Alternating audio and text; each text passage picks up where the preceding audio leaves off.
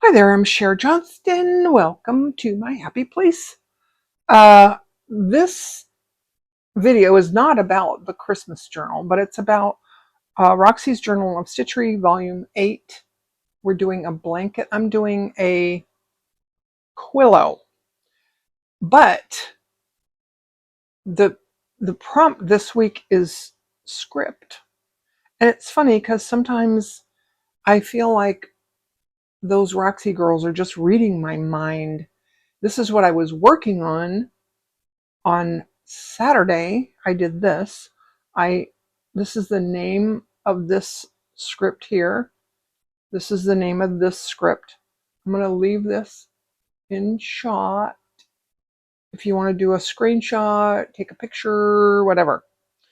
I like this one. I like the C on this one. That's why I did the little star there.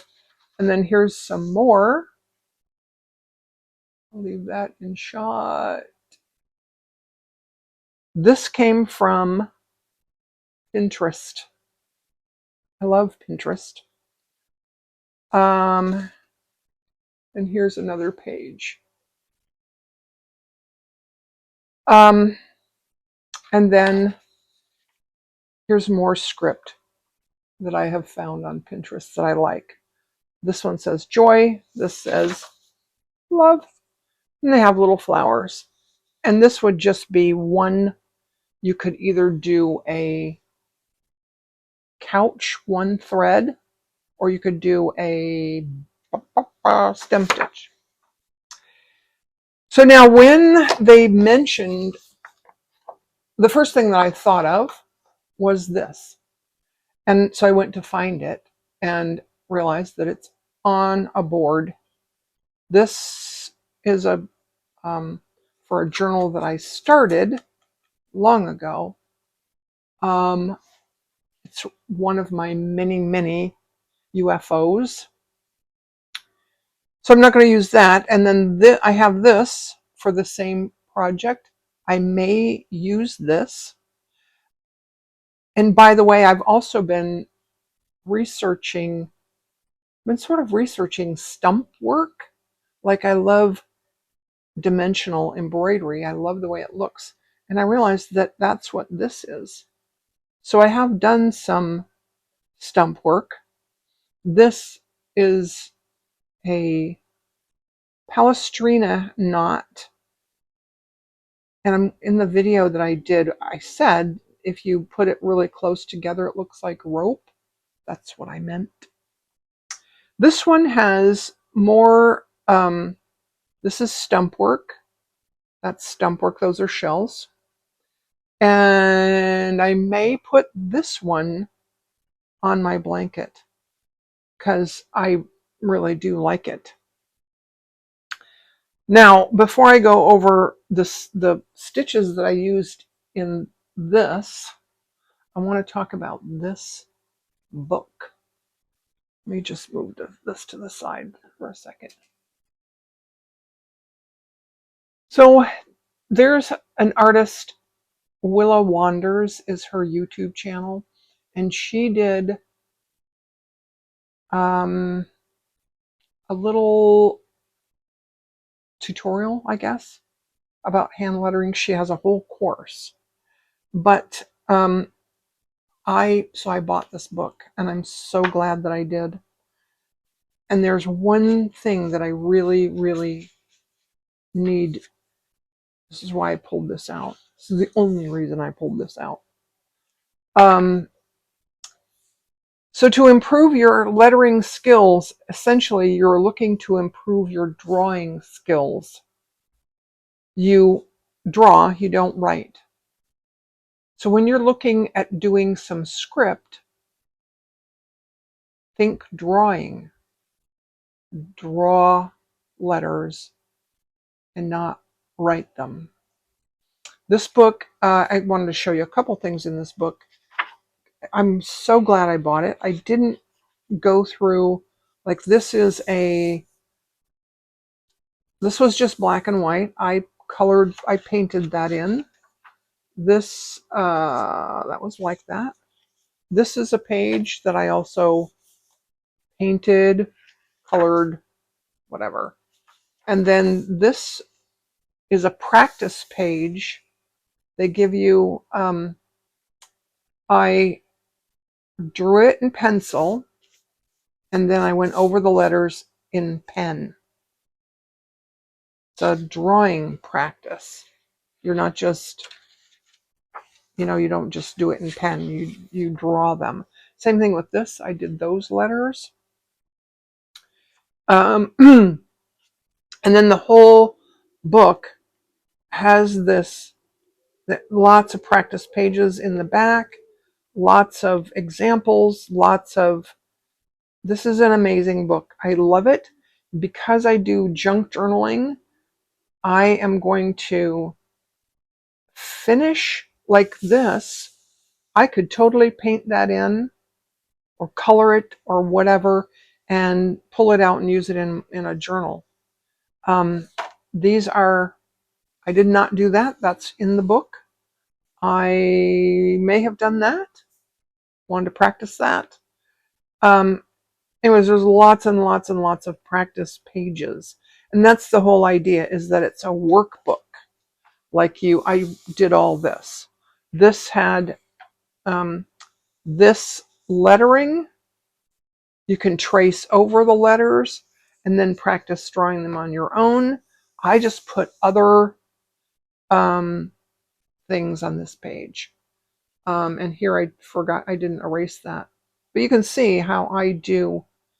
You pencil it in and then draw the outline with your pen. Yeah.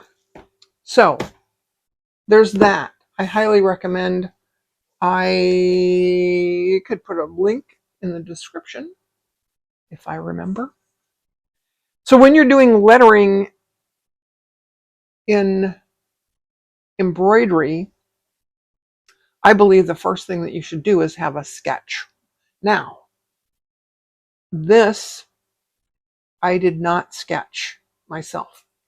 You could take, if you have a computer, of course you can do this on a computer, and you could take this, for example. This is papyrus.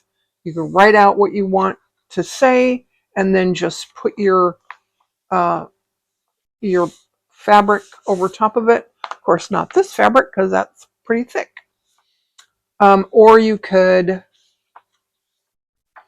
use the back and a heat transfer pen. You just go over the letters on the back, right, like this, and then you iron it to your fabric. Or you just do a, sometimes I Googled, or I asked ChatGPT, how do I make my computer screen not, I have a new computer and it's like a touch screen. So anytime you touch it, if I put a piece of paper over top of the computer screen, then I try to draw, it moves it around. So I asked ChatGPT, how do I stop that? And I don't remember how, but I stopped that. So like, I'm sure you could do it with an iPad as well. Just figure out how to stop it from moving around. ChatGPT is good for those kind of things, I find. And then you put your blah, blah, blah, put your fabric right over top of your screen, and it acts like a light box, and you can write with your heat erase pen on your fabric. All right, I feel like I'm stuttering and stammering, but I'm sure you don't care. Okay.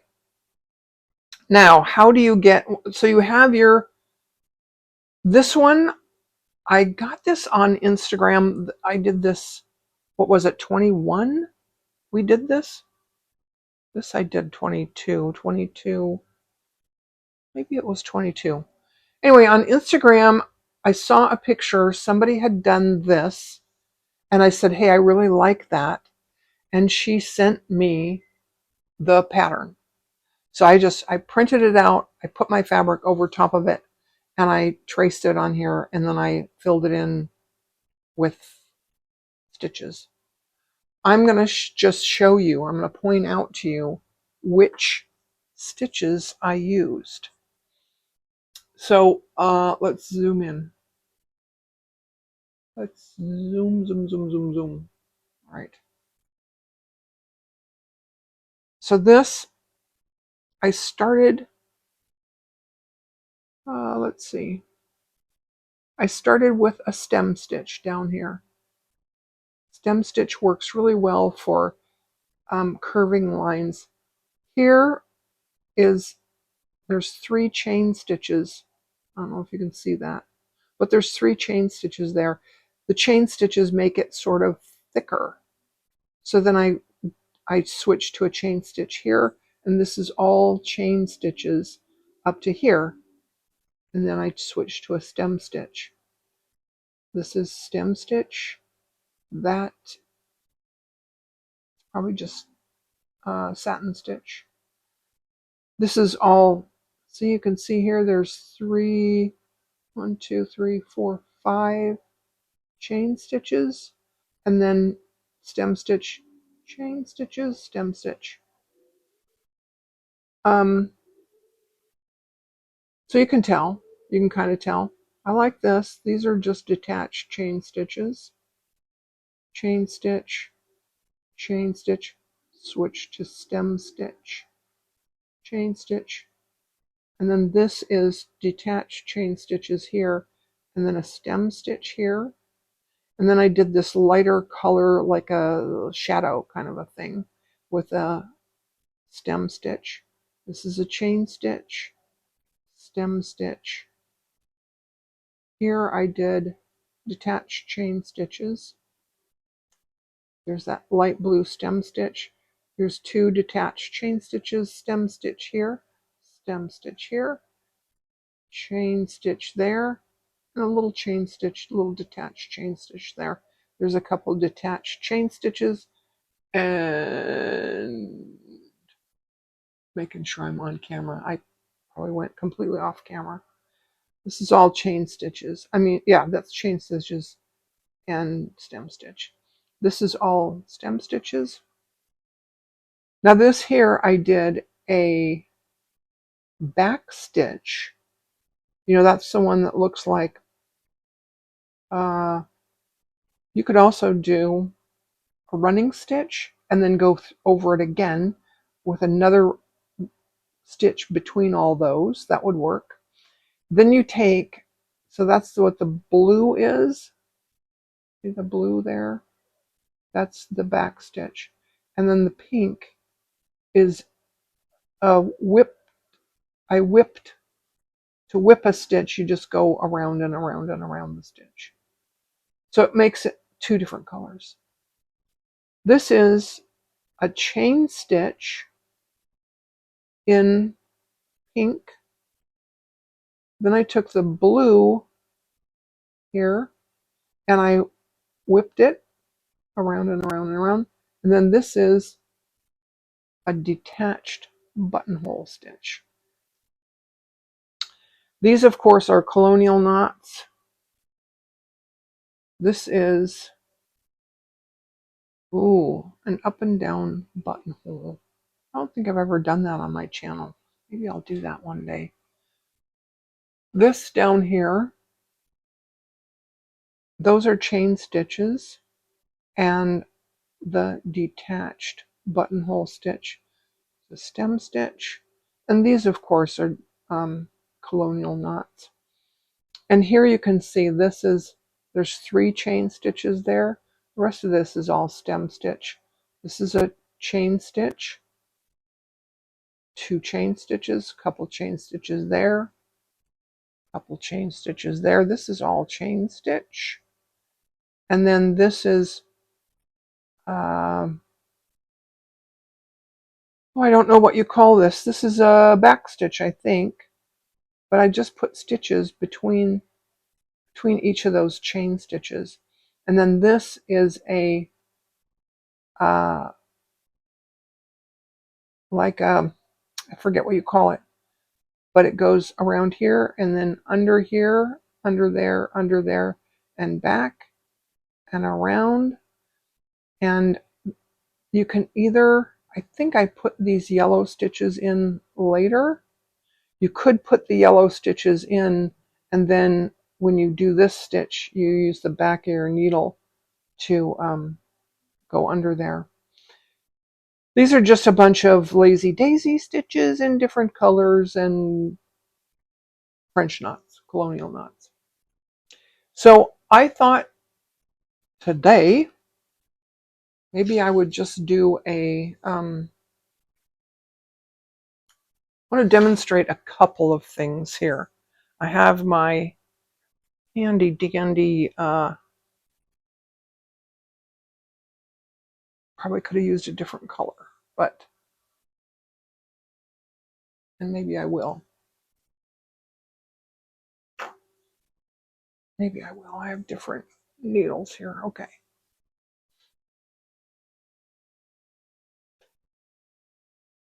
My trusty, this is a number 5 milliner's needle, and this is my, it's my current favorite thread. This is Aurifil. It's a number 12. Okay. I have to watch what I'm doing because I'm really close up. All right, now I'm going to do these really big so that you can really see.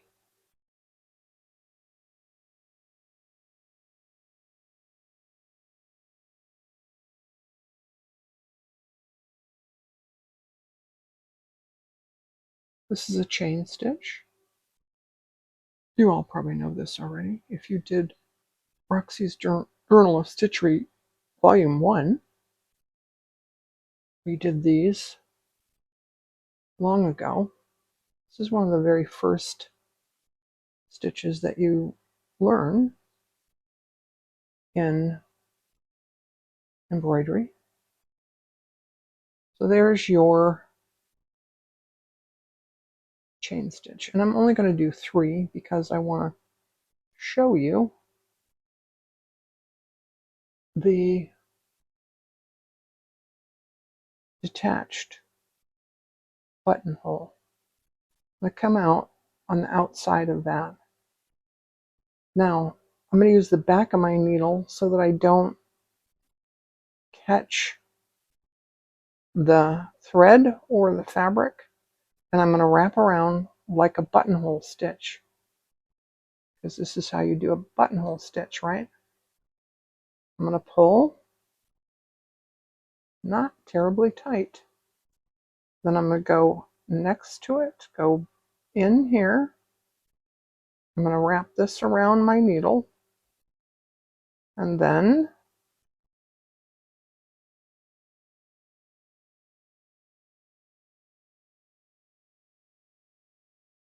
you can do, I usually do 4 or 5 in each chain. Then you can move them, or tighten them up there. Now, this is important when you get to this point where they're starting to kind of bunch together. As you pull through, make sure that this thread stays to the left of the previous ones. And then don't pull too tight. You kind of want to make sure that you pull them, you use the same tension on all of them. Now, when you do it, it's not going to look this easy. You have to practice. Practice. Now, I think I did 5 there, and then I go to the back. and that kind of holds it down. And then I go back up sort of at least one thread away so that you're not going back up in the same hole, and then do it again. I'm going to show you one more time. Wrap like a buttonhole stitch,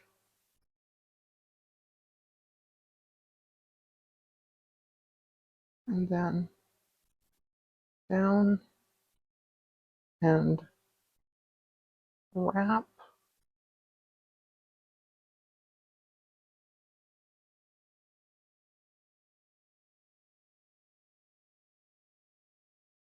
in and wrap,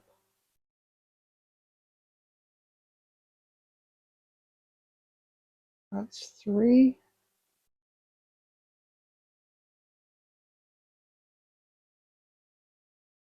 and wrap,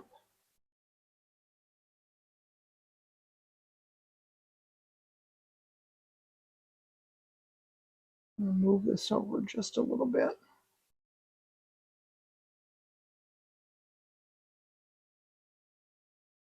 and wrap.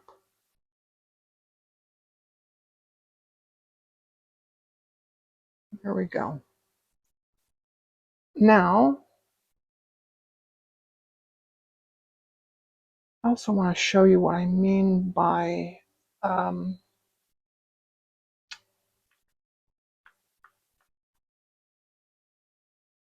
use this yellow thread here. If you want to whip the stitch, you're going to come up right next to it, and then I always use the eye of the needle.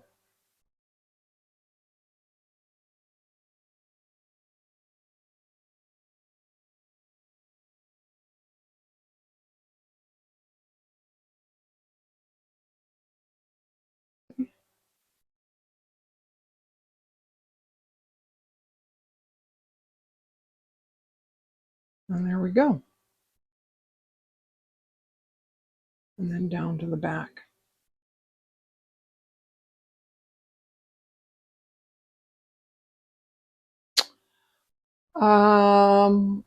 What else did I think that was all I really wanted to show you. If you have any questions or you want me to show you more stitches, let me know in the comments below. And yeah, that's all I got for now. Thanks for watching. Bye.